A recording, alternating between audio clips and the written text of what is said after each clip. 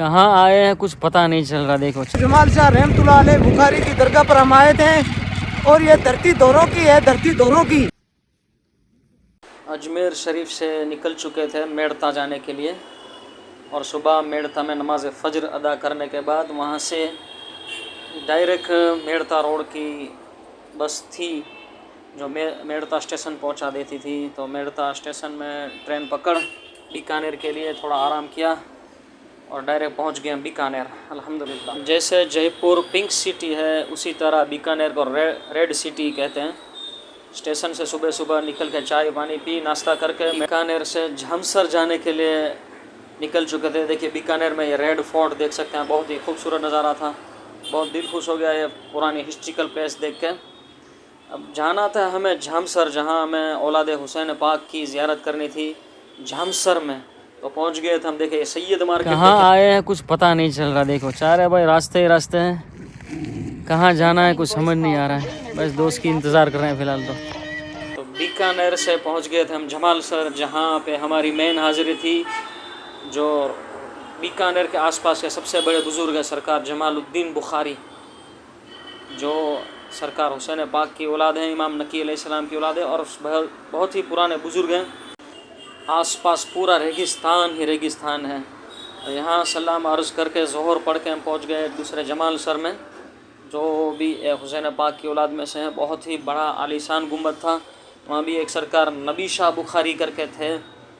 अक्सर आपको पता ही है हम ज़्यादातर बुखारी बुज़ुर्गों की ज़ियारत करते हैं अल्हम्दुलिल्लाह। वहाँ फातिहा खानी दुआ खानी करी और इंशाअल्लाह आगे निकले हम। आगे बुज़ुर्ग थे झमसर जाने के लिए। तो देखिए हमारे ये सैयद साहब मुझे ले जा रहे हैं। रेगिस्तान ही रेगिस्तान है, आसपास सब रेगिस्तान। ये रहे हमारे इशाक साहब। अस्सलाम वालेकुम। इस वक्त हजरत हमारे साथ घूम रहे हैं जामसर की सरजमीन पर। दादा जमाल शाह रहमतुल्लाह अलैह बुखारी की दरगाह पर हम आए थे और ये धरती दोरों की है, धरती दोरों की। सुभान अल्लाह माशाअल्लाह। बीकानेर राजस्थान हो गया पूरा ना। तो पहुंच गए थे हम झामसर, जो भी एक बुज़ुर्ग के नाम से फेमस है, जमाल शाह बुखारी करके। देखिए पूरा रेगिस्तान से आप समझ लिए पाकिस्तान की बॉर्डर से सिर्फ 50 से 60 किलोमीटर दूर थे हम। पूरा रेगिस्तान ही रेगिस्तान है। सैयद साहब में घुमाने ले गए थे। अब रेत देखें आप, पूरी पाउडर जैसी एकदम रेत थी और रेगिस्तान ही रेगिस्तान था।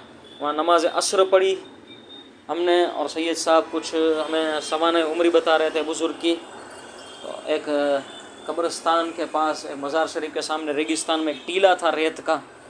तो आसपास तो कोई जगह थी नहीं, क्योंकि वो कांटे वाले दरख्त जो होते थोर के जो रेगिस्तान में उगते वो थे। तो एक ही टीला था रेगिस्तान, उस पर हमने नमाज अशर अदा की और दुआ खानी करी अल्हम्दुलिल्लाह। क्या बेहतरीन नज़ारा था। मैं क्या बताऊँ, आप एक बार आप जाओगे तो पता चलेगा कि क्या रेगिस्तान होती है, ट्रैवलिंग क्या चीज़ होती है। ऐसी खूबसूरत जगह राजस्थान के रेगिस्तान में मौजूद है। सुभान अल्लाह सुभान अल्लाह।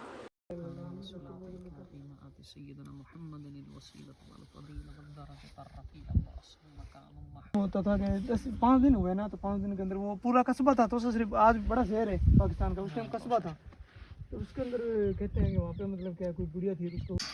सैयद साहब ने हमारी बहुत मेहमान नवाज करी और आखिर में भी वो अपने घर चाय पिलाने ले गए हमें, जो कि बेहतरीन जगह पे आपका घर था रेगिस्तान के बीचों बीच में। आप देखें क्या सुकून ही सुकून था उनके घर पे। अल्लाह और बरकतें अता करे उन्हें। देखिए हमें राजस्थानी रसगुल्ले खिलाए, हमें बीकानेरी भुजिए खिलाए और बहुत ही शानदार इंसान थे सैयद साहब।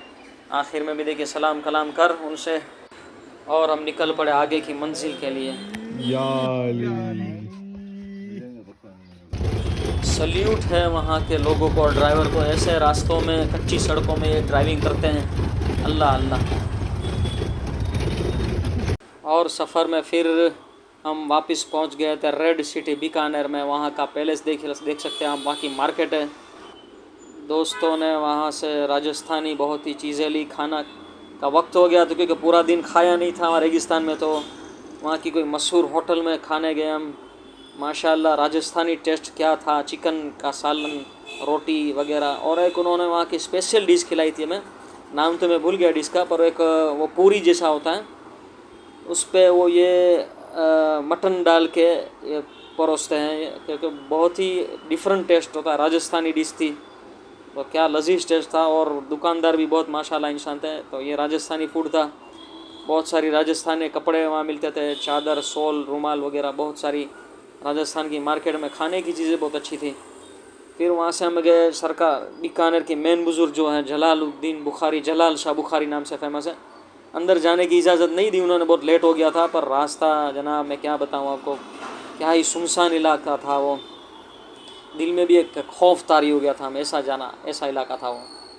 फिर वापस से ट्रेन का टाइम था, रात की 12 बजे की ट्रेन थी, तो हम वापस चौराहे पे आ गए और 5-6 किलोमीटर वहाँ से स्टेशन दूर था, तो चौराहे पे कोई व्हीकल का इंतज़ार करने लगे कि वो स्टेशन तक छोड़ जाए। रात का ईशा का वक्त हो गया था, तो हमने लोकल बीकानेर की स्टेशन के पास एक मस्जिद थी, तो वहाँ हमने बहुत ही सुकून से ईशा की नमाज़ पढ़ी, मस्जिद खुली थी तो।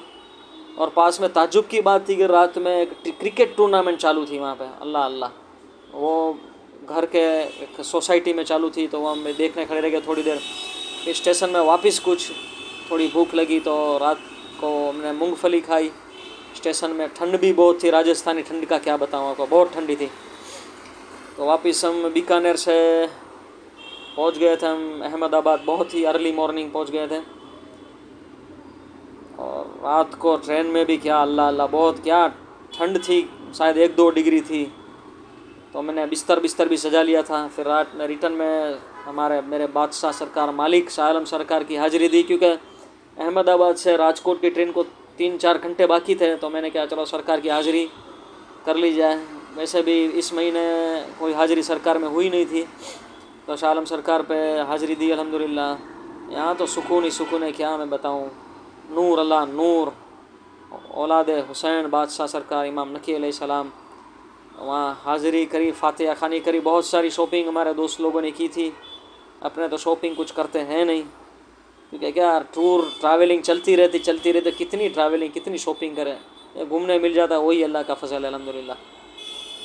आखिरी सलाम मेरे मालिक शाह आलम सरकार में करके वापस हम लौटे अहमदाबाद स्टेशन की तरफ, क्योंकि वहाँ से राजकोट जाने के लिए वापस ट्रेन थी 6 बजे, तो इंतज़ार कर रहे थे। और ट्रेन में भी जनरल में बैठे तो आराम से जगह मिल गई अल्लाह के फजल से। और ये हमारी साबरमती नदी जो औलिया अल्लाह के फ़यूज़ बरक़ात से लबरेज़ है, नूर अल्लाह नूर, कभी खाली होती देखी नहीं है मैंने इसको। लोग पसंद आया तो लाइक शेयर सब्सक्राइब ज़रूर करिएगा जनाब। अल्लाह हाफिज़।